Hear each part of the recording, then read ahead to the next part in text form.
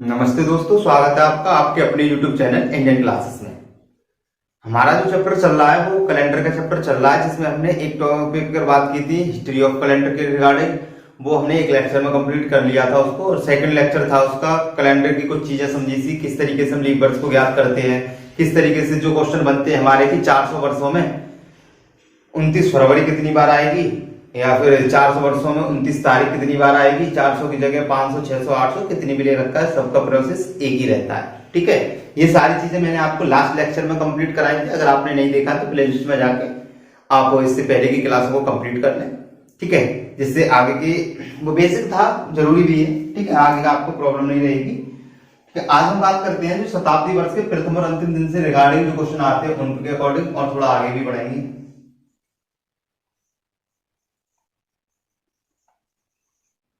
ठीक है, बात भी आज भी हम कैलेंडर पर ही करेंगे। तो इस कैलेंडर के रिगार्डिंग हमने बहुत सारी चीजें समझ रखी हैं। आज हम बात करते हैं, जैसे कि मान लो मैंने आपको सिखाया था, कुछ चीजें हैं मैं रिपीट करा देता हूं आपको, कि एक तो टॉपिक पढ़ाया था मैंने लीप वर्ष ज्ञात करना, लीप वर्ष ज्ञात करना।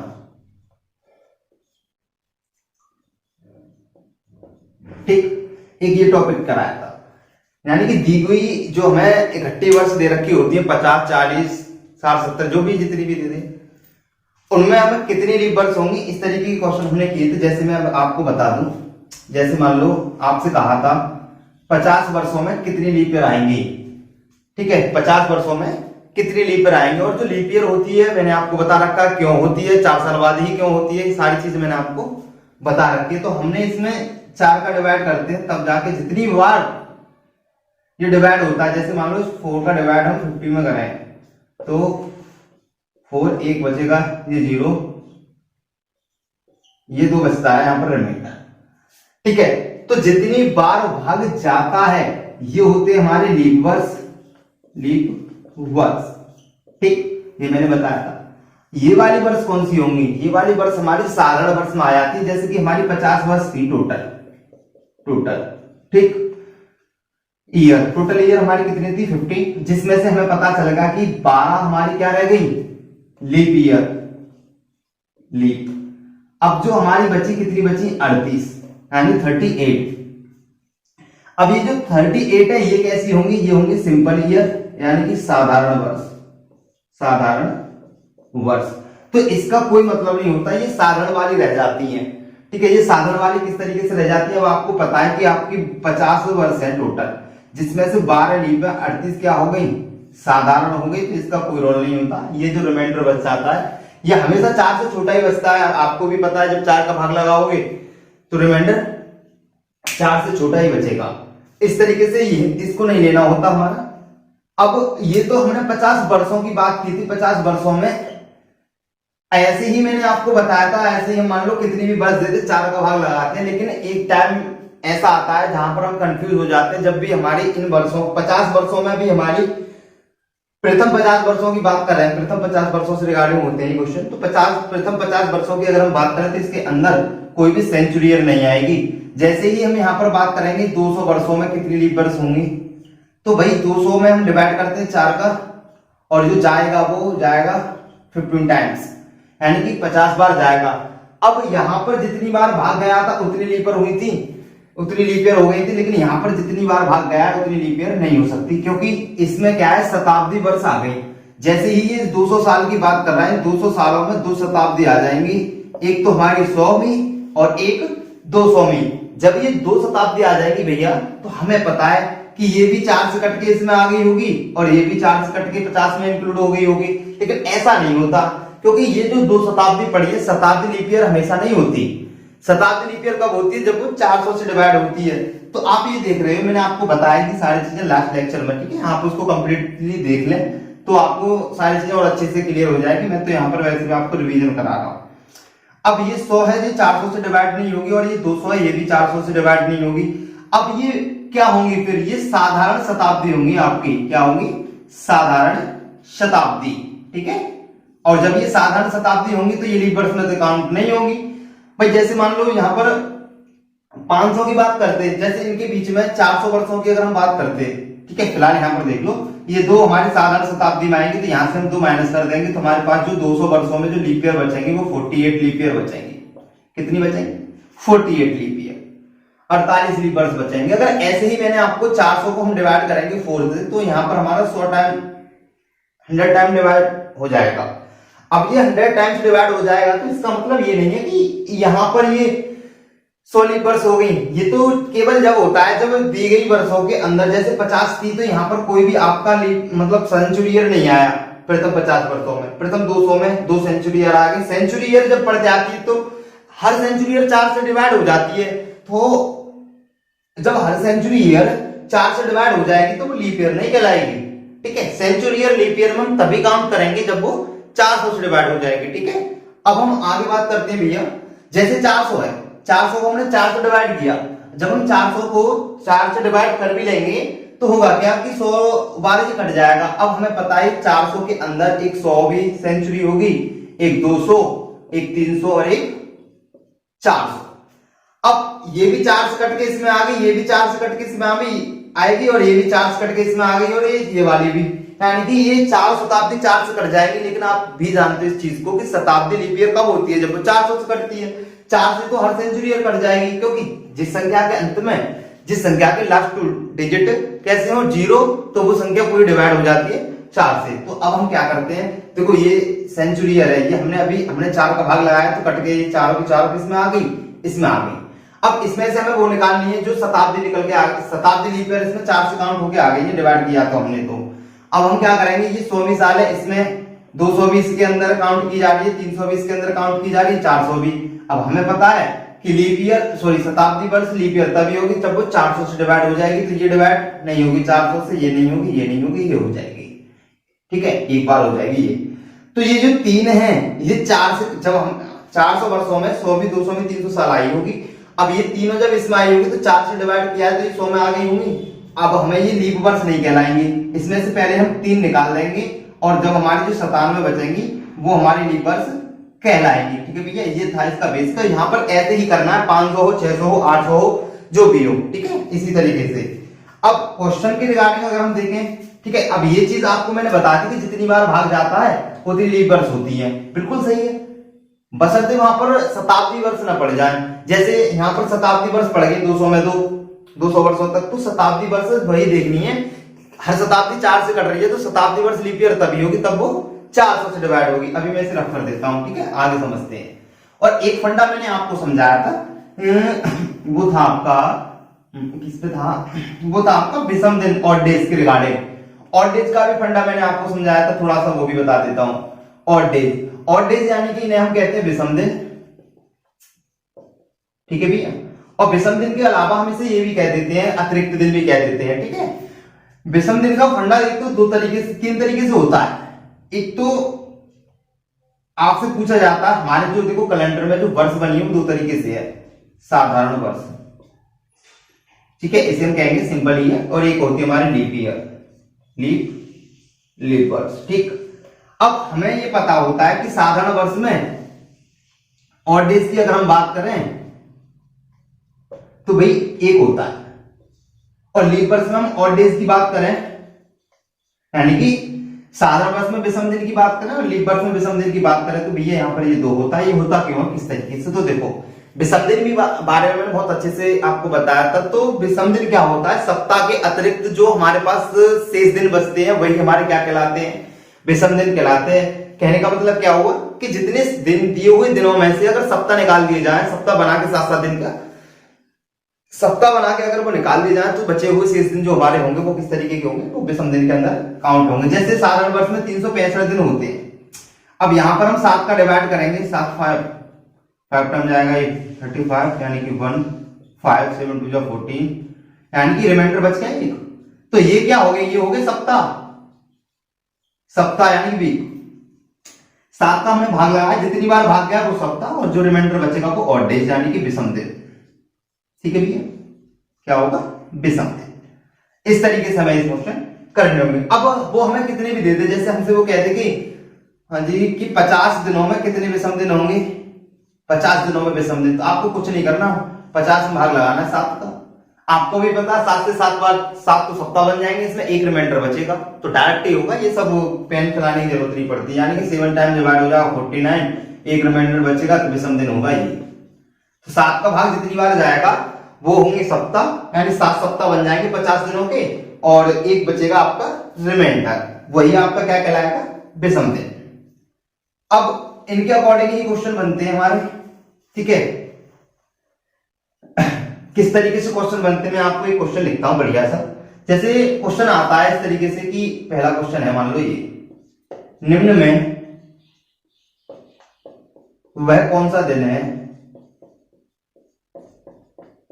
निम्न में वह कौन सा दिन है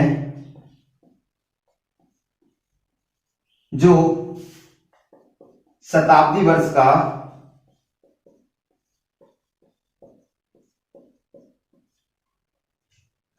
प्रथम एवं अंतिम दोनों हो सकता है या होगा। ऑप्शन आएंगे आपको बढ़िया अच्छी तरीके से, ए बी सी और डी, ये 4 ऑप्शन है, ठीक है। 4 ऑप्शन आएंगे, किस तरीके से आएंगे ऑप्शन, जैसे आपको आएगा रविवार, ठीक। ऑप्शन सेकंड आएगा आपको मंगलवार, ठीक। आएगा आपको सोमवार, और यहां पर आएगा आपको कोई भी दे देगा शनिवार या बृहस्पतिवार, कुछ भी हो, ठीक। इस तरीके से और भी नेक्स्ट क्वेश्चन आ जाएगा आपको, इसी तरीके से बनेंगे क्वेश्चन इसके, निम्न में वह कौन सा दिन है, वह कौन सा दिन है जो शताब्दी वर्ष का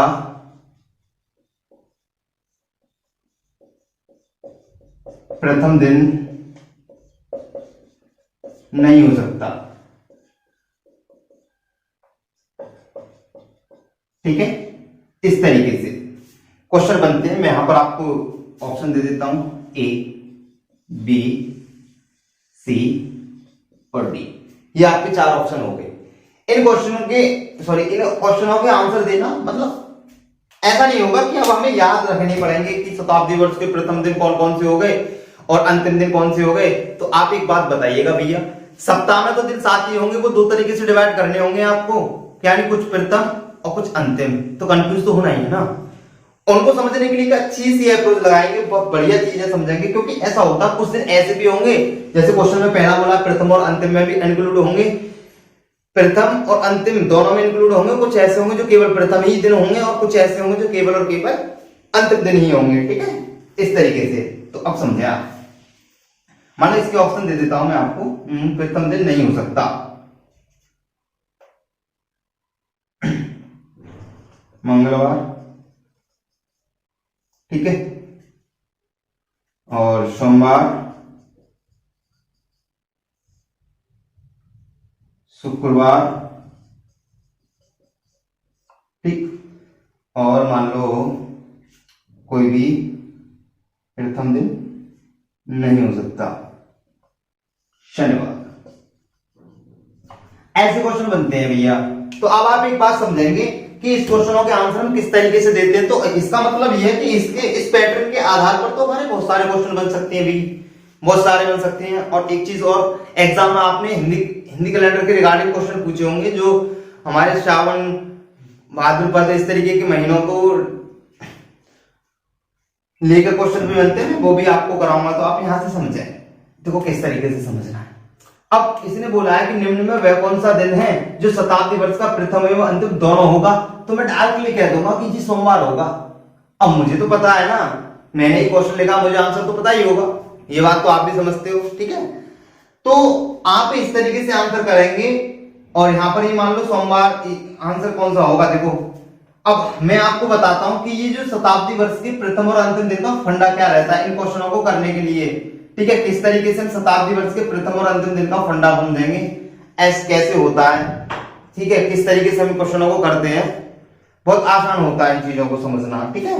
ये क्वेश्चन है आपके सामने मैंने लिखे हैं, आपको पता है, अब इनके आंसर देना है। अब क्या होगा कि ऐसा तो नहीं है कि यही क्वेश्चन फिक्स रहेंगे, दिन बदल सकते हैं, पूछने का तरीका बदल सकता है, ठीक है। अब ये प्रथम दिन और अंतिम दिन का चक्कर क्या होता है, आप इसे कॉपी कर लें, ठीक है। क्वेश्चन हम करेंगे बाद में, अब समझते हैं। तो देखो पहले मैं आपको एक चीज समझा देता हूं, जैसे कि मान लो जो कैलेंडर में जो दिन लिए गए हैं वो किस तरीके से लिए गए हैं। जैसे मान लो ये वे रहेगा पूरे सप्ताह का, ठीक है। और मैंने आपको स्टार्टिंग में बताया था कि फर्स्ट ईस्वी को कौन सा दिन था, को कौन सा दिन था, ठीक है, पूरा लिख लेना आप। तो इस क्वेश्चन का आंसर हम हमेशा से सोमवार देंगे, देते आ रहे हैं हमेशा से, और इसका आंसर भी हम सोमवार देंगे। किसी बुक में इसको रविवार से नोट किया गया है, लेकिन हमें वहां पर आंसर इसका रविवार नहीं देना है, हमें हमेशा आंसर क्या देना, फर्स्ट ईडी को पूछेगा कौन सा दिन था तो आपको सोमवार ही देना है, ठीक है। अब हम आगे बात करेंगे भैया इसमें, तो जो दिन को रखा गया है वो किस तरीके से रखा गया है। तो दिन मान लो जैसे रविवार, यहाँ 1 2 3 4 5 6, ठीक है। ऐसे ही 0 या 7 की बात करते हैं तो यहां पर इस तरीके से क्रम चलता है। तो 0 पे लेते हैं भाई रविवार, हमेशा यही करना है, ठीक है, बदलना नहीं है। 1 पे लेंगे हम सोमवार, और 2 पे लेंगे मंगलवार, ठीक है। 3 पे लेंगे बुधवार, 4 पे लेंगे बृहस्पतिवार, ठीक है। बृहस्पतिवार या गुरुवार एक ही बात है, कंफ्यूज मत हो जाना, ठीक है। वीरवार भी कह देते हैं, किसी किसी बुक में है इसको। 5 पे होगा आपका शुक्रवार, ठीक है, और 6 पे होगा आपका शनिवार, ठीक है। ये फंडा है दिनों का। अब ये हमें कैसे याद रखना है कि शताब्दी वर्ष के ये प्रथम दिन होंगे और ये शताब्दी वर्ष के अंतिम दिन होंगे, इनका फंडा क्या रहता है, ठीक है।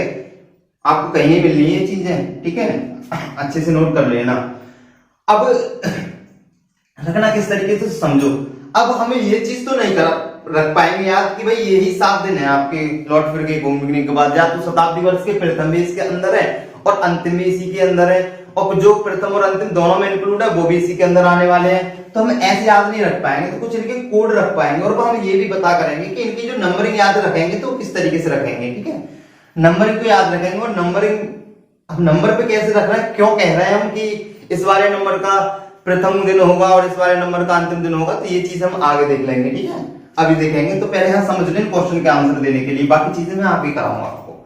तो बात करें हम शताब्दी वर्ष के प्रथम दिन की, प्रथम दिन यानी कि शताब्दी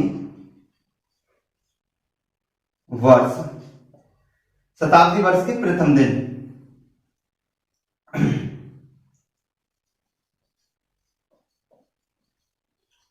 प्रथम दिन, ठीक। तो इनका भी कोड अपना अलग होगा और अंतिम का भी कोड अपना अलग होगा, ठीक है।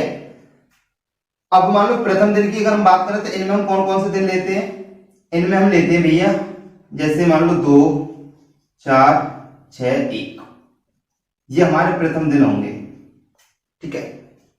2 यानी कि मंगलवार, 4 यानी कि बृहस्पतिवार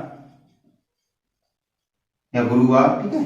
6 पे आएगा आपका शनिवार, और 1 पे आएगा आपका सोमवार, इस तरीके से। ऐसे ही हम अंतिम दिन की बात करते हैं, तो शताब्दी वर्ष के ये प्रथम हो गए। अंतिम की बात करेंगे तो अंतिम के लिए हम क्या लेंगे, अंतिम का जो कोड रहता है वो हमारा होगा 5310, क्या होगा 5310, ये वाले होंगे अंतिम के। अभी मैं आपको ओवरव्यू दे रहा हूं बस केवल और केवल इन क्वेश्चनों का आंसर देने के लिए, ठीक है। आप तो प्रथम के लिए तो याद रखेंगे 2461, और 53 के लिए, सॉरी उसके लिए अंतिम के लिए याद रखेंगे 5310, बस यहीं से हो जाएगा। अब क्वेश्चन किस तरीके से करना है इन चीजों को मैं बताऊंगा कैसे निकलती है, पहले यहां समझो। तो जब भी इस तरीके का क्वेश्चन आए, और आता है हर बार, मतलब कई बार पूछा गया है, ठीक है, ज्यादातर पूछने लगे हैं इन क्वेश्चनों को, कमात्रा के यही आते हैं लौट करके। तो देखो करना क्या है, सबसे पहले आप इसमें जानेंगे नंबरिंग, यानी कि 0 हो गया, ये 1 पर आता है, ये मंगलवार 2 पे आता है, और शनिवार आता है आपका 6 पर, इस तरीके से। अब हम समझेंगे हमसे पूछा क्या है, हमसे पूछा शताब्दी वर्ष का प्रथम और एवं अंतिम दिन होगा, मतलब वो कौन सा दिन है जो शताब्दी वर्ष का प्रथम भी होगा और अंतिम भी होगा।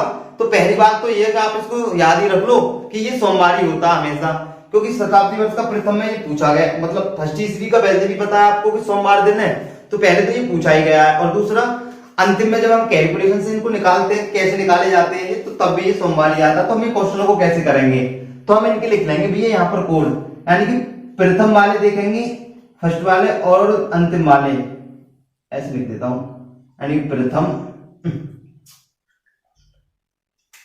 मान लो प्रथम वाले लिख लीजिए मैंने इधर, और अंतिम वाले लिख लिए मुझे मैंने इधर। ठीक है, दिखाई दे रहा है आपको, कम दे रहा है, कट गया है। ठीक है, इसे ढा लेता हूं थोड़ा सा, यानी कि प्रथम वाले इधर लिख लो और अंतिम वाले इधर लिख लो आप। ठीक है, अब करना क्या है, लिखना है इसमें ये नहीं है कि आप इनके दिनों के नाम लिखो, दिन के नाम नहीं लिखने, कोड लिखना है। प्रथम वाला कोड कितना होगा 2461, अंतिम वाला कोड कितना होगा 5310। बस हमसे यही तो पूछा है, निम्न में वह कौन सा दिन है जो शताब्दी वर्ष का प्रथम और अंतिम होगा। तो भैया जो प्रथम और अंतिम के कोड को मैच करेगा वही तो होगा। आप देख पा रहे हो इसमें केवल और केवल एक ऐसा है जो दोनों में सेम है, तो प्रथम में भी है और अंतिम में भी है। तो एक पर हमारा होता कौन सा दिन है, सोमवार होता है, इसलिए हमारा फाइनली आंसर क्या था, सोमवार। ऐसे ही हम इन क्वेश्चनों को यहाँ पर, जैसे ये क्वेश्चन दिया तो आप इन क्वेश्चनों को क्या करोगे, मंगलवार 2 हो गया, सोमवार ये 1 हो गया, और मान लो कि ये शुक्रवार है ये 5 हो गया, और शनिवार है ये 6 हो गया। तो पूछा क्या, अब ये देखेंगे प्रथम दिन नहीं हो सकता भाई, प्रथम दिन नहीं हो सकता, इसका मतलब सारे के सारे प्रथम पड़े हैं, एक अंतिम होगा, वही हमसे पूछा, जो अंतिम होगा वही प्रथम नहीं होगा। ठीक है, अब हम क्या देखेंगे, प्रथम दिन नहीं हो सकता। प्रथम दिन हमारे कौन कौन से होते हैं, 2 4 6 1, 2 4 6 1, ये हमारे प्रथम दिन होते हैं। तो आप देखो इसके अंदर 2 है, बिल्कुल है, ये तो अंतिम हो सकता है, सॉरी प्रथम हो सकता है। प्रथम नहीं हो सकता वाला पूछा, ये तो होगा क्योंकि प्रथम की कोड में आ रहा है, प्रथम का कोड 2461 है, कहां से आ रहा है अभी बताएंगे। ठीक है, अब यहां पर देखो 5 इसके अंदर आ रहा है, नहीं आ रहा। अब आंसर तो आपका यही हो गया कि ये प्रथम नहीं हो सकता। अब ये नहीं हो सकता, आगे वाले भी चेक कर लो। सोमवार प्रथम के अंदर आ रहा है, बिल्कुल आ रहा है। ठीक है, शनिवार प्रथम के अंदर आ रहा है, बिल्कुल आ रहा है। तो अगर शुक्रवार की जगह बृहस्पतिवार रख देते तो इस क्वेश्चन का हम आंसर भी नहीं देते। ठीक है, इसका मतलब जो 5 है, यानी कि जो शुक्रवार है, वो शुक्रवार हमारा प्रथम दिन नहीं है, और हमसे यही पूछा है निम्न में कौन सा प्रथम दिन नहीं है, तो हमारा आंसर क्या होगा, शुक्रवार। ठीक है, इस तरीके के क्वेश्चन होते हैं जिनमें हम कंफ्यूज होते हैं और हमें याद रखने पड़ते हैं। आप कैसे याद रख लोगे, अगर मान लो सोमवार मंगल से भी याद रखोगे तो कब तक याद रख लोगे, आप यही भूल जाओगे कि पता नहीं, दिन तो आपको याद रहेंगे लेकिन आप ये भूल जाओगे कि कौन सा प्रथम में था और कौन सा अंतिम में था। इस चीज को क्लियर करने के लिए आपको नंबर्स के अकॉर्डिंग याद रखेंगे हम, 53 10 24 61। बोलो आप 2-3 बार, प्रथम दिन 24 61 प्रथम दिन हो गए आपके, और अंतिम दिन 53 10, 2-3 बार रिपीट करो, हो जाएगा, 1-2 बार लिख के देख लेना। ठीक है, अब हम आगे बात करेंगे किस तरीके से ये आए हैं निकल के। ठीक है, इनकी बात करते हैं।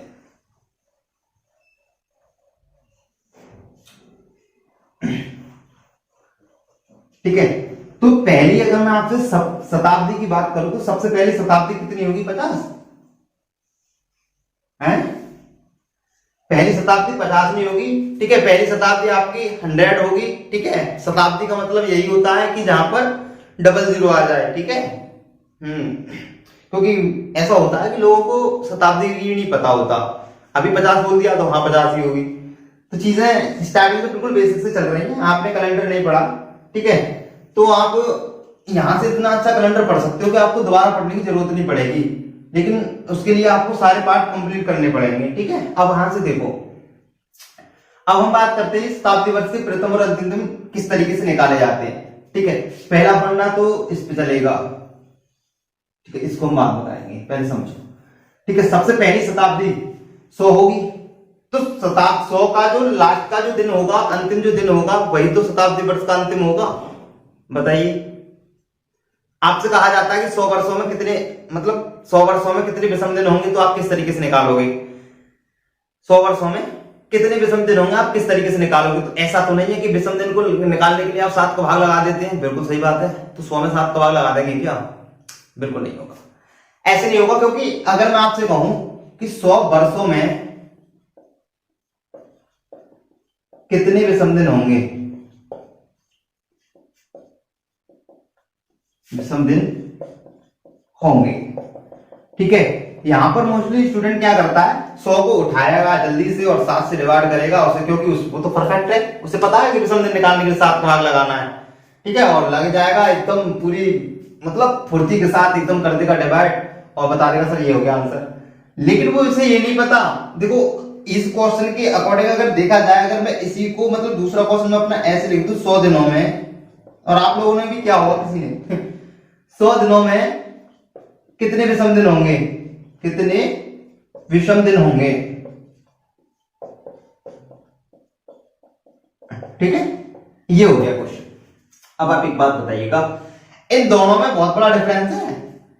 मैं अगर यहां कह रहा हूं आपसे 100 दिनों में कितने विषम दिन होंगे, तो आप कह सकते हो सर 7 का भाग हम 100 में लगा देंगे, यानी कि 7 एक बार डिवाइड हो जाएगा, 3 बचेगा 0, यानी कि 28, यानी 2 विषम दिन आ गए, 2 विषम दिन आ गए। लेकिन यहां पर ये क्या है, ये वर्ष में भैया, ये दिन नहीं है। अब वर्षों का तो फंडा अलग होगा, कैसे कि पहले आपको पता है आपको कुछ नहीं करना है इसमें, अंतिम मतलब इसमें विषम दिन निकालने के लिए आप क्या करेंगे, साधारण वर्ष और साधारण वर्ष और लीप वर्ष फाइंड कर लेंगे इसमें। और आपको पता है कि एक साधारण वर्ष में 1 विषम दिन होता है, एक लीप वर्ष में 2 विषम दिन होते हैं, कैसे होते हैं पहले ही दिख चुके हैं, तो वही आपके आंसर आ जाएंगे। तो इन दोनों में फर्क है। ठीक है, अब बोला कि किसी ने 100 वर्षों में कितने विषम दिन होंगे और आप लग जाओ 7 का भाग लगा दो, तो कम से कम ये तो पता हो कि 100 वर्षों में और 100 दिनों में डिफरेंस भी होता है। ठीक है, और आप लोगों में से लगे पड़े होंगे और निकाल भी दिया होगा कि 2 हो गया आंसर। नहीं, ऐसा नहीं होगा, इस क्वेश्चन का आंसर 2 होगा लेकिन इसका नहीं होगा। ठीक है, आप समझते हैं कैसे होगा ये। तो मैंने भी आपको बताया था कि वर्षों में विषम दिन निकालने के लिए आपको सबसे पहले क्या करना होगा, उसमें 2 चीजें फाइंड करनी होती है। 2 चीजें जो फाइंड करनी होती है वो कौन कौन सी होती है, तो भैया एक तो आपको उसमें निकालनी होगी क्या कितनी साधारण वर्ष है, और ये चीज मैंने आपको पहले ही सिखा रखी है, कितनी साधारण वर्ष है और कितनी इसके अंदर लीप वर्ष है। पहली बात तो ये, और ये साधारण वर्ष और लीप वर्ष किसके अंदर आएंगी, 100 वर्षों के अंदर। अब 100 वर्षों में आपको ही निकालनी है साधारण वर्ष और लीप वर्ष, तो आप वो चीजें किस तरीके से निकाल पाओगे, तो आप उठाओगे 100 को डिवाइड करोगे 4 से, जो कि कितनी बार जाएगा, 25 बार। अब जो प्रथम 100 वर्षों की अगर बात हो रही है यहां पर, तो प्रथम 100 वर्षों के अंदर इनमें कितनी शताब्दी पड़ गई होंगी, 1 सेंचुरी पड़ी होगी, जो 100 है केवल, क्योंकि प्रथम 100 है ये प्रथम 100। ठीक है, जब ये प्रथम 100 है तो 100 से पहले 99 भी तो रहा होगा, 99 फिर तभी तो 100 आया होगा, ये भी समझो। अब हमें पता है कि जब हमने इसके अंदर ही 25 क्या है, ये 25 वो संख्या है जो 100 संख्याओं में 1 से 100 तक की संख्या, 25 संख्या ऐसी है जो 4 से डिवाइड होगी, कहने का मतलब ये है। अब ये इन्हें हम डिनोट करते हैं किससे, लीप वर्ष से, समझना इस चीज को, इसे हम डिनोट करते हैं लीप वर्ष से। अब हमें पता है कि 100 तक की संख्याएं जब हमारी 4 से कट के आई है तो 25 तो इसमें आया, 100 भी है। जैसे इसमें मान लो 8 आया है, जैसे इसमें 4 आया है, 8 आया है, 12 आया है, इस तरीके से संख्या जो आई है वो 25 आई है। तो इसका मतलब, कहने का मतलब क्या है मेरा, कहने का मतलब ये है कि इसके अंदर 100 भी आया होगा। और जब इसमें 100 आया है भैया, अगर आप 25 लीप वर्ष बता रहे हैं और आपको भी पता है इसमें 100 आया, तो 100 को आप लीप वर्ष में काउंट करेंगे, 100 को आप लीप वर्ष में काउंट कर रहे हैं। लेकिन हमें पता है कि 100 हमारी सेंचुरी है, क्या है, शताब्दी है, शताब्दी भी सेंचुरी है। और शताब्दी को हम लीप में हमेशा काउंट नहीं कर सकते ना, 4 से कटने से कभी भी शताब्दी लीप नहीं होती। शताब्दी लीप कब होगी, जब वो 400 से डिवाइड होगी। तो आपको पता चल रहा है कि 100 400 से कट जाएगी, नहीं कटेगी, तो इसमें से इस शताब्दी को हम निकाल देंगे। अगर यहाँ 200 होता तो भाग लगाते, 2 शताब्दी निकालते, 100 में 200 में। ठीक है, पहले इससे पहले वाले लेक्चर में सारी चीजें क्लियर कराएंगे। तो कितनी लीप वर्ष होगी इसके अंदर, 24। ठीक है, कितनी लीप वर्ष हो गई, 24 लीप वर्ष होगी, किसमें, 24 लीप वर्ष आ गई हमारे 100 वर्षों में। ठीक है, अब ये चीज कैसे हुई आपको पता चल रहा है। ठीक है, अब देखो, तो जो 100 वर्ष हैं हमारी, 100 वर्ष, इन 100 वर्षों में आपने 2 चीजें सीखी, एक तो सिंपल ईयर और एक लीप ईयर। अब आपको पता चला कि इसमें लीप ईयर कितनी है, 24, और यहां पर अगर देखें तो साधारण वर्ष कितनी रहेगी, जब ये 24 आ गई आपकी क्या लीप वर्ष, तो 76 आपकी रहेगी, यानी 76 रहेगी आपकी साधारण वर्ष। अब आपको विषम दिन तो निकालने थे, आप निकाल दो। एक साधारण वर्ष में एक विषम दिन होता है। अब ऐसा नहीं है कि एक साधारण वर्ष में 365 दिन होते हैं, ठीक है, और उसके बाद आप इसमें 365 का गुणा करो, फिर इसमें 366 का गुणा करो, तब जाके आप दिन निकालो, फिर 7 का भाग लगाओ, तो भाई उससे कोई फर्क नहीं पड़ता। आपको पता है कि एक साधारण वर्ष में ही एक विषम दिन रहने वाला है, तो क्यों हम 76 को 76 को 365 से डिवाइड करने लगे, मतलब गुणा करने लगे। तो कैलकुलेशन बढ़ाने से बेहतर है चीजों को शॉर्ट वे में समझो, ठीक है। तो मान लो यहाँ पर क्या है कि 76 आ गई हमारी सिंपल ईयर, ठीक है, और ये आ गई हमारी लीप ईयर। हमें पता है एक साधारण वर्ष में एक विषम दिन होता है। क्या होता है? एक विषम दिन। एक साधारण वर्ष में एक विषम दिन होता है, तो ये पता चलेगा 76 में कितने आ जाएंगे, 76 विषम दिन। 76 में कितने आ जाएंगे, 76 विषम दिन आ जाएंगे, ठीक है। और 24 की अगर हम बात करेंगे, एक लीप वर्ष में 2 विषम दिन होते हैं, तो 24 लीप वर्ष में कितने विषम दिन मिलेंगे? 2 का इसमें 2 विषम दिन का इसमें गुणा कर दो, 24 दूनी 48 विषम दिन ये हो गए। अब आप एक बात समझो कि ये निकल के आ रहे हैं यहाँ पर 48, यहां निकल के आ रहे हैं 76, तो आपको भी पता है ये निकल के 76 विषम दिन तो ये साधारण वर्ष के हो गए, और ये जो 48 विषम दिन है ये किसके हो गए, जो 24 लीप वर्ष में हमारे पड़े हैं। अब इन दोनों को टोटल करके हम दोनों को विषम दिनों को जोड़ेंगे तो ये हमारा 124 बनेगा, ठीक है। और जब ये 124 बनेगा तो हमें यहां से इन दोनों को मर्ज करने के बाद तब कहेंगे 100 वर्षों में निकले हैं। तो यहां पर अब ये क्या है, और हमें पता है कि विषम दिन कभी ना तो 7 हो सकता और ना 7 से बड़ी कभी संख्या हो सकती, क्योंकि विषम दिन निकालने के लिए 7 का डिवाइड करते हैं। तो अब हमारे पास 124 विषम दिन हो गए, तो इसमें भी हम सत्ता बना सकते हैं। अब इसमें हम मान लो 7 का भाग लगाएंगे तो हमारे पास रिमाइंडर जो बचेगा वो बचेगा 5, रिमाइंडर जो बचेगा वो बचेगा 5। देखो 7 एकम 7, कितना बचा, 5 बचा, और 7 42 49 हो गया, हाँ 7 7 49 हो गया, 5 बचा हमारे पास।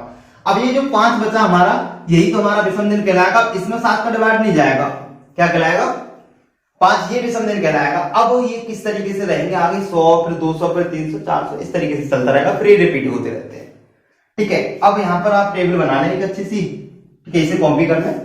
तो 100 वर्षों में जो विषम दिनों की संख्या आई है 5 आई है, ठीक है। किस तरीके से आई है, पहले हमने साधारण वर्ष लीप वर्ष काउंट किया, और साधारण वर्ष के बाद लीप वर्ष के बाद हमने क्या किया कि एक साधारण वर्ष में एक विषम दिन होता है, तो 76 में हो गए 76, और 24 में 24 हमारी लीप है, एक लीप वर्ष में 2 विषम दिन होते हैं, तो 24 में हो गए आपके 48, ठीक है। अब हम आगे बात करते हैं, ठीक है। तो टेबल बनाइएगा आप पहले, जो अभी मैंने आपको बनवाई थी, ठीक है, वो तो मैंने बस ऐसे ही क्वेश्चन के आंसर देने के लिए समझा दिया था आपको। तो यहां से आपको ये तो पता चल गया कि जो 100 वर्ष हैं, 100 वर्षों में 5 विषम दिन आ रहे हैं, ठीक है। 200 में कितने आएंगे, 200 वर्षों में देखेंगे तो भाई 100 में 5, 200 में 10 बिल्कुल आएंगे। 100 में 5, 200 में 10 आएंगे, लेकिन हमें पता है कि विषम दिन 7 से बड़े नहीं हो सकते, तो हम 10 को क्या करेंगे, डिवाइड करेंगे कितने से, 7 से। आप इसको 7 से डिवाइड करोगे तो रिमाइंडर बचेगा 3, ठीक है। यहां आएगा आपका 5, ऐसे ही आप 300 को निकालोगे। सेम प्रोसेस है, जैसे मैंने 100 पे किया वैसे ही आपको 200 पे करना है, वैसे 300 पे करना है, ठीक है। 100 में 5, 300 में 15, फिर इसको 7 से डिवाइड करेंगे, एक बार रिमाइंडर बचेगा, ठीक है। ऐसे ही जब आप 400 पे आ जाओगे तो एक बात यहां पर याद रखना, 400 भी साल लीप है, जैसे यहां पर 300 भी पड़ी होगी तो वो भी साधारण 100 की तरह होगी, और 400 भी पड़ी होगी, 300 का आपने एक लिया होगा तो 400 भी साल के आपको 2 लेने पड़ेंगे, क्योंकि वो लीप है, ठीक है। अगर आप चाहो तो आपको इसी तरीके से कर लेना, जैसे 400 में आप डिवाइड करोगे 4 का, और 4 का डिवाइड करने के बाद आपकी जो प्रोसेस बनेगी सिंपल ईयर और लीप ईयर की पड़ेगी, और लीप ईयर में आप ये देखोगे तो यहाँ पर लीप ईयर 97 पड़ेगी, ठीक है। 400 में से 97 जो शेष बचेंगे आपकी वो साधारण वर्ष कहलाएंगी। इसमें आपको गुणा कर देना 1 का, इसमें गुणा कर देना 2 का, ठीक है। यहाँ पर कुछ आएगा, यहाँ पर कुछ आएगा, दोनों को प्लस कर देना है। प्लस करने के बाद कोई संख्या आएगी, डिवाइड करना उसको 7 का, जब रिमाइंडर बचेगा वो आपका यही होगा आपका विषम दिन, ठीक है। इस बात इसको खुद से करना, ठीक है। मैंने पूरा प्रोसेस आपको समझा दिया है। क्या करना, 400 का आपको पता है ये चीजें मैंने बता दी। 400 वर्षों में साधारण लीप वर्ष निकालेंगे, एक साधारण वर्ष में एक विषम दिन होता है, यहाँ पर गुणा कर देंगे एक का, जितनी भी हमारी सिंपल ईयर बचेंगी, ठीक है 303 बचेंगी शायद, ठीक है। और यहाँ पर आप 2 का गुणा कर लेंगे, और जब इन ये भी विषम दिन ये भी विषम दिन दोनों 400 वर्षों के, दोनों को मर्ज करेंगे, फिर 7 का डिवाइड करेंगे इसमें, और जब 7 का डिवाइड कर देंगे जो भी बचाएगा आपका रिमाइंडर वही विषम दिन होंगे। मैं यहाँ पर समझा देता हूँ, 100 में 5 है तो 400 में 20 होने चाहिए थे, अब 20 नहीं होंगे 21 होंगे, क्योंकि सभी इन 200 में 300 में जो लास्ट में 300 पड़ेगी उसका एक एक लिया गया होगा दिन, और इसका यहाँ पर जो 400 भी है वो 400 का एक तो आएगा ही आएगा, क्योंकि एक तो इनमें भी लिया जा रहा है, क्योंकि इनमें एक ही विषम दिन होगा, क्योंकि साधारण शताब्दी हम ये लीप है तो इसमें 2 विषम दिन होंगे, तो 4 के मतलब 100 में 5, 4 में कितने 20, और एक और एक्स्ट्रा हो जाएगा लीप वर्ष की वजह से, और 7 का इसमें आप डिवाइड कर दो, आपका बचेगा 0, ठीक। अब 5 पे क्या होगा, 3 पे क्या होगा, 1 पे क्या होगा, 0 पे क्या होगा, ये चीजें रहती हैं, ठीक है। अब मैंने आपको बताया था कि जो दिन किस तरीके से माने गए थे, अभी बताए थे मैंने आपको, दोबारा से नोट करा देता हूं, ठीक है। यानी कि यहां पर मान लो ये 0 पे आपका रविवार रहा, और 1 पर आपका सोमवार, ठीक है, 2 पे आपका मंगलवार, 3 पे आपका बुधवार, 4 पे आपका बृहस्पतिवार या गुरुवार, ठीक है, और 5 पे आपका शुक्रवार, और 6 पे आपका शनिवार, ठीक है, ठीक है। Sunday Monday Tuesday Wednesday Thursday Friday and Saturday. अब यहां पर 6 के बाद ये 0 पे और 7 पे होता है, हर मतलब किसी भी दिन में 7 प्लस कर रहे, सोमवार में आप 7 प्लस करोगे तो आपका सोमवार ही आएगा, ठीक है। अब यहां से आप समझेंगे तो आप टेबल बना लें, ये चीजें तो आपको पता चलेगी किस तरीके से आएंगी। अब यहां पर समझो, शताब्दी वर्ष के अंतिम दिन, ठीक है, किस तरीके से निकालने हैं आपको ये पता ही है, ठीक है। शताब्दी वर्ष के अंतिम दिन आप देख रहे हो, विषम दिन और अंतिम दिन एक ही बात होती है, तो एक तो आया आपका 5, 3, 1, 0, ये निकल के आया। 5 पे क्या होगा, अभी बताया, 5 पे देख लो, 5 पे क्या होगा, ये है 5 पे होगा आपका शुक्रवार,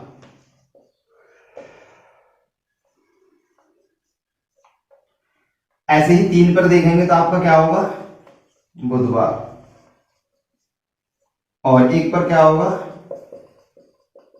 सोमवार, और 0 पे क्या होगा रविवार। तो अब आपको इतना पता रहेगा, हमेशा आप दिन तो नहीं याद रख सकते प्रथम और अंतिम के, लेकिन आप इतना याद रख सकते हो कि भैया 5310 कोड होता है अंतिम का, अंतिम 5310, प्रथम वही होगा भाई, प्रथम कौन सा होगा, प्रथम वो होगा जो इनमें नहीं आया होगा। कैसे, देखो शताब्दी वर्ष के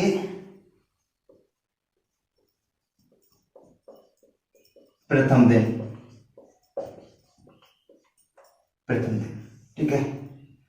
पहले तो मैं आपको एक चीज बता दूं कि आप अगर आप अंतिम को याद रख पा रहे हो ना 5310, तो आपको दूसरे प्रथम को रखने की जरूरत ही नहीं पड़ेगी।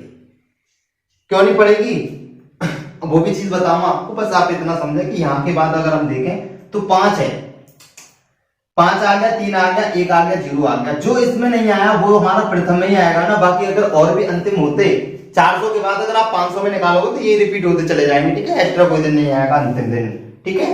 अगर आप यहां पर देखें तो आएगा आपका, मान लो 2 आ जाएगा, 2 नहीं आया इसके अंदर, 2 इसके अंदर नहीं आएगा, इसके अंदर नहीं आया, और तो फिर जब 2 नहीं आया आगे और देखो क्या नहीं आया, 4 नहीं आया, इसमें 6 नहीं आया। अब ये क्या कहलाएंगे, ये हमारे प्रथम में आ जाते हैं, यानी कि जो अंतिम में नहीं आएंगे वो प्रथम में आ जाएंगे, और जो प्रथम में आएंगे वो अंतिम में नहीं आएंगे। लेकिन एक दिन ऐसा रहता है जो मैंने अभी आपको बताया था, जो प्रथम तो था ही, अंतिम में आ गया कैलकुलेशन से। अब आपको पता है, देखो सोमवार शताब्दी वर्ष का प्रथम दिन होता है, ठीक है, स्टार्टिंग से ही चला आ रहा है। अब वो एक अलग बात है, जो प्रथम था वो अंतिम में निकला है कैलकुलेशन से। हमने सोमवार को विद कैलकुलेशन की निकाला था, क्योंकि 400 वर्षों में तो हमारा 0 पड़ा था, 300 में 15, 15 में 7 का भाग लगाया तो एक वो अंतिम में आ गया था। तो यहाँ पर भी हम ले लेंगे कि जो सोमवार तो हमारा ऑलरेडी प्रथम तो था ही, उसे हम अलग नहीं कर सकते, ठीक है। सोमवार तो हमारा था ही, बाकी इसमें कैलकुलेशन से ये आए हैं, शेष बचे हुए हमारे प्रथम कहलाते हैं। तो पे क्या आएगा, मंगलवार। दोपहर आएगा आपका मंगलवार आएगा, और दोपहर जब मंगलवार आएगा तो 4 पे आएगा आपका बृहस्पतिवार, 6 पे आएगा आपका शनिवार, इस तरीके से। तो आप बस इतना याद रख लो कि जो सोमवार है वो शताब्दी वर्ष का प्रथम और अंतिम दोनों में आता है। बाकी आपको 53 याद रखना, आप और कुछ याद मत रखो। लेकिन इतना तो याद आप रखोगे कि भाई एक पे सोमवार आता, दो पे मंगलवार आता है, ये तो नॉर्मल सी बात है, वैसे भी आपको पता होती है। तो फिर ये कैसे याद रहेगा, 24 61 आप याद रख सकते हो, अच्छी बात है, नहीं रखते हो और अच्छी बात है। फिर क्या करेंगे, नहीं रखोगे तो देखो किसी भी अंतिम दिन का आप कोड याद रख रहे हो, जैसे 53 आप याद रख रहे हो, मान लो 53, अगर आप 53 याद रख रहे हो ना, तो आपको ये भी पता होगा कि ये अंतिम का है। किसका है, अंतिम का।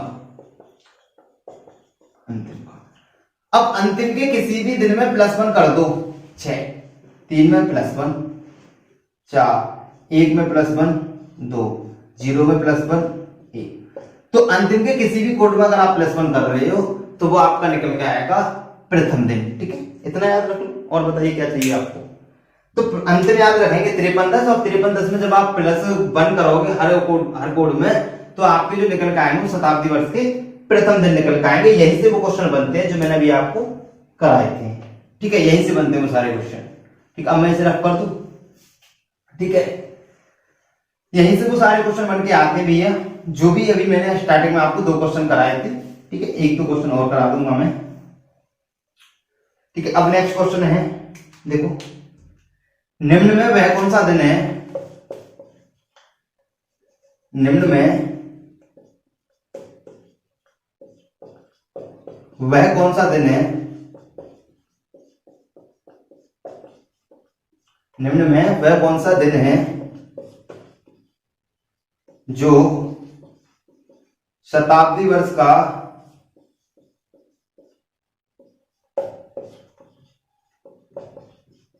अंतिम दिन नहीं हो सकता। ये क्वेश्चन है, ऑप्शन देखो, ए, बी, सी, डी। अंतिम दिन नहीं हो सकता, तो ऑप्शन है आपकी, मान लो एक ऑप्शन दे देता मैंने, शुक्रवार, ठीक है। एक ऑप्शन में दे देता हूं आपको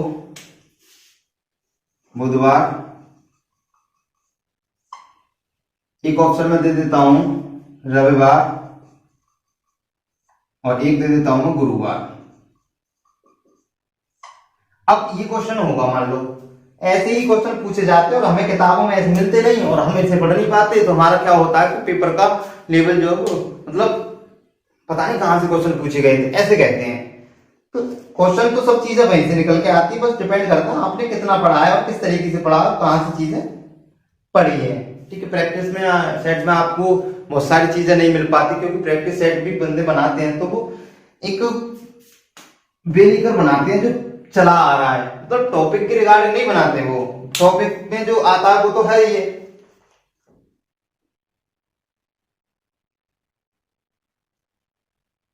ठीक है। और जो टॉपिक में है वो तो है ही है, लेकिन यहाँ से जो बनता है, मतलब ये चीजें आपकी किताबों में नहीं होती, ठीक है, आपको कहीं ना कहीं से इकट्ठी करनी ही पड़ती है। तो आप यहाँ पर देखो करेंगे क्या, आप करेंगे जैसे हमसे पूछा निम्न में वह कौन सा दिन है जो शताब्दी वर्ष का अंतिम दिन नहीं हो सकता, तो सबसे पहले जो भी ऑप्शन दे रखा है उस पर नंबर डाल दो। शुक्र पे 5, बुधवार पे 3, रविवार पे 0, गुरुवार पे 4, गुरुवार यानी बृहस्पतिवार, ये आपको दिन दे रखे हैं। अब आपसे पूछा है कि अंतिम दिन नहीं हो सकता, तो इसका मतलब एक दिन इनमें वो है जो अंतिम नहीं होगा, बाकी सभी के सभी अंतिम होंगे। तो आप अंतिम दिन का कोड डालो। कौन सा नहीं हो सकता? अंतिम नहीं हो सकता, एक ही तो नहीं हो सकता अंतिम, बाकी तो सब अंतिम होंगे। अंतिम का कोड डालो 5310। जो कोड मैच नहीं करेगा वही आपका आंसर होगा। मिला लो कोड। ये मिल रहा, कुछ याद रखने की जरूरत नहीं पड़ती, ये नहीं होगा आंसर। अब यहां पर देखो ये मिल रहा है, एक ये मिल रहा है, कौन सा नहीं मिल रहा? एक नहीं मिल रहा। देखो 0 इसके अंदर आ रहा है, एक इसके, देखो 5 इसमें आ रहा है, 3 इसमें आ रहा है और 0 इसमें आ रहा है, तो कौन सा रह गया? एक नहीं आ रहा। एक कोड ऐसा है इसमें एक नहीं आ रहा, एक वाला इसमें नहीं आ रहा और इसमें चार वाला इसमें नहीं आ रहा। तो हमारा जो आंसर होगा डी होगा। ठीक है, इस तरीके के क्वेश्चन आपसे पूछे जाते हैं। ठीक है, अब हम आगे जो करेंगे, ये बेसिक सी बातें रहती हैं इसकी। ठीक है, मतलब प्रथम दिन और अंतिम दिन, ये चीजें छूट भी जाती हैं, लोग नहीं भी कराते, लेकिन फिर भी मैं आपको विदाउट पेड क्लासों में पूरा कंटेंट देने वाला हूं। बस आप जुड़े रहिए और सारी क्लासों को प्रॉपर पढ़ते रहिए। हो सकता है क्लास में 1-2 दिन का गैप लग जाए। ठीक है, अभी क्या है कि सेटअप न्यू है तो मतलब नहीं हो पाता, प्रॉपर नहीं चल पा रहा। लेकिन ऐसा नहीं है कि बीच से मतलब 2-4 टॉपिक करा दी बस छोड़ दिया, कुछ नहीं छूटेगा। बस पेशेंस बनाए रखिए, 1 या 2 दिन का गैप भी लग जाता है, उसको इशू ना बनाए।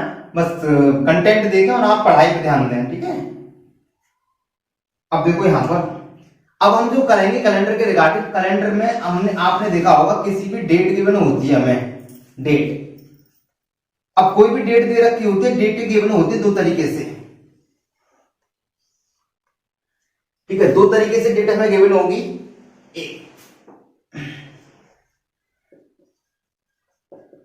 डेट वाले क्वेश्चन होते हैं तो डेट होती है 2 तरीके से गिवन। एक में तो सिंगल आएगी, सिंगल डेट, और एक आएगी डबल डेट वाले क्वेश्चन होते हैं।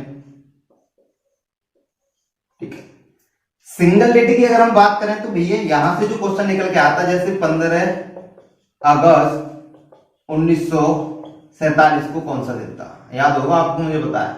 ठीक है, कौन सा दिन था? तो यहां पर जितने भी क्वेश्चन बनते हैं, जितने भी क्वेश्चन बनते हैं वो एक राइट कैलेंडर के रिगार्डिंग होते हैं, राइट कैलेंडर के रिगार्डिंग होते हैं। राइट कैलेंडर के रिगार्डिंग, राइट कैलेंडर का मतलब क्या है? और यहां पर डबल डेट से क्वेश्चन आएगा कि यदि, इफ लगा देगा, इफ यानी यदि 15 अगस्त 1947 को बुधवार हो,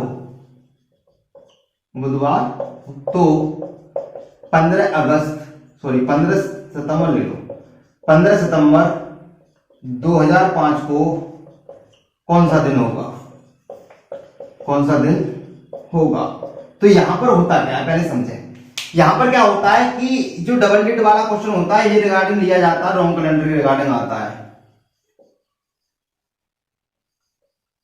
किसके रिगार्डिंग?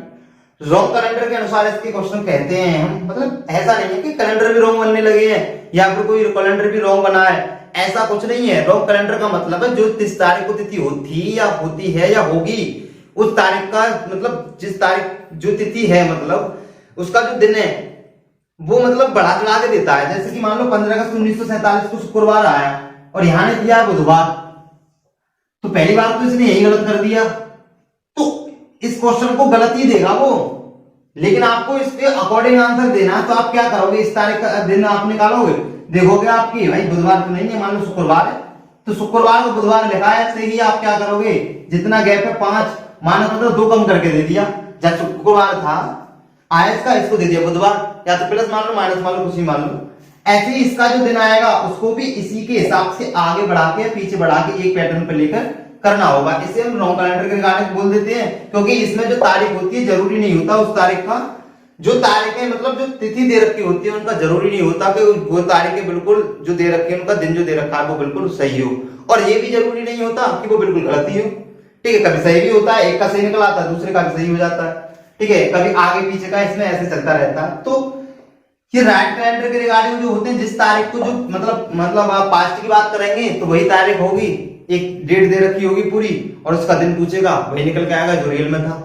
आगे की बात करेगा, जैसे मान लो आज की तिथि का अगर आप दिन निकालोगे तो वही दिन निकल के आएगा जो आज है। ठीक है, इस तरीके से। तो इन पर हम बात करेंगे डेट वाले क्वेश्चनों पर कल, और मतलब राइट कैलेंडर रॉन्ग कैलेंडर के रिगार्डिंग क्वेश्चन देखेंगे, और दोनों में एक ही पैटर्न से सवाल कराएंगे। ठीक है, और किसी भी मतलब ऐसा नहीं होगा कि दोनों के लिए अलग अलग पैटर्न सीखने वाले, कितना भी गैप हो, कितना भी आगे जाना, कितना भी पीछे जाना, एक ही कॉन्सेप्ट पे सारी चीजें हो जाएंगी। एक स्टेप ज्यादा लग जाए चाहे, ठीक है, 4 चीजों के एक तरीका बेस्ट होता है जहां पर हमें एक स्टेप ज्यादा लग जाए। ऐसा नहीं कि एक स्टेप ज्यादा की वजह से आप 4 चीजों के 4 तरीके सीख रहे हो तो एक तरीका तो वैसे भूल जाओगे। कम से कम एक तरीके अच्छी प्रैक्टिस होगी तो वहां पर आप कैलकुलेशन को कम समय में करके अपना टाइम बचा दे। तो एक ही लाइन में आंसर आएंगे इनके। ठीक है, एक ही लाइन में कैसे आएंगे, जैसे कि अभी यहां से कहते 15 ले लो, अगस्त 3 ले लो, 1900 का 0 ले लो, 47 का 46 कर दो। ऐसे भी नहीं लिखेंगे, हम डायरेक्ट करेंगे ना, जैसे 1 लिख दो, 3 लिख दो। ठीक है, 1 लिख दो, 3 लिख दो, 4 लिख दो।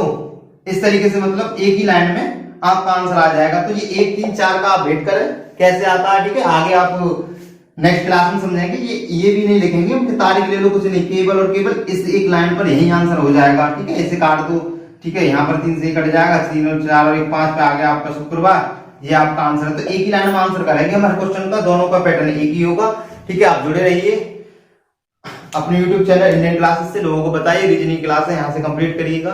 ठीक है, और मतलब विदाउट पेड क्लास में इतना अच्छा कंटेंट आप पूरे यूट्यूब चैनल को देख सकते हो। ठीक है, पूरी क्लास है, आप मैथ पहले पढ़ें, देखें, फिर उसके बाद कहीं जाके देखें। और मैं ये भी कह रहा हूँ आप ऑफलाइन में जाके भी देख लेना। ठीक है, ऑफलाइन में मैंने बहुत सारा काम किया है, बहुत समय तक काम किया है मैंने, और उसी तरीके से जैसे मैंने ऑफलाइन में काम किया उसी तरीके से चीजों को मैं यहाँ पर ऑनलाइन काम कर रहा हूँ, लेकिन मैं विदाउट पे काम कर रहा हूँ। ठीक है, कोई पेमेंट नहीं चाहिए मुझे आपका, बस आप जुड़िए, लोगों को बताइए बस। ठीक है, बस इतना है, चैनल को ग्रो करवाइए आप। ठीक है, मतलब जो भी यार दोस्त हैं आपके, जितने भी फ्रेंड वगैरह हैं, उन लोगों को बताइए भाई रीजनिंग वगैरह यहाँ से पढ़ लो, क्यों फालतू पैसे फूक रहे हो। ठीक है, ओके, बाय बाय।